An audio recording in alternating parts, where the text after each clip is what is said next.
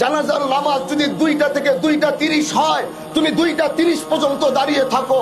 তুমি তো সেই মজমায় দাঁড়িয়েছো যেখান থেকে তোমার বাবার বিদায় হয়েছে, যেখান থেকে তোমার মার বিদায় হয়েছে, যেখান থেকে তোমার বিদায় হবে, যেখান থেকে আমার বিদায় হবে।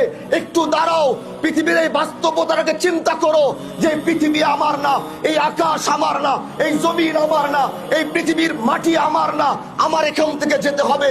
এখানে দাঁড়ালেই তুমি মৃত্যুর কথা স্মরণ করতে পারবা। 5টা মিনিট বেশি দাঁড়াও, পৃথিবী থেকে চলে যাওয়ার বাস্তবতা বুকের ভিতরে ধারণ করে তারপরে বাড়িতে যাও।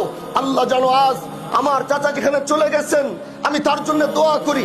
আজ তার সন্তানরা দাঁড়িয়ে রয়েছে। আমি শরীয়তুল্লাহর বংশ বলে নয়, এখানে সবচেয়ে বড় আলেমও যদি দোয়া করে, আরেকদিকে তার সন্তান যদি হাত উঠিয়ে বলে, এ আহকামুল হাকিমিন আল্লাহ, তুমি আমার বাবাকে মাফ করো, আমরা সবাই মিলে দোয়া করব। তার সন্তান একা দোয়া করবে।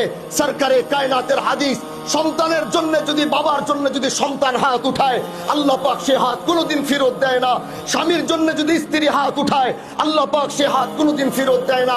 এজন্য আমি আমার ভাইদেরকে বলবো, আমরা তো দোয়া করবই, কিন্তু তার পাশে পাশে যখনই নামাজে বসবেন, সালাম ফিরিয়ে সর্বপ্রথম নিজের বাবার জন্য দোয়া করবেন।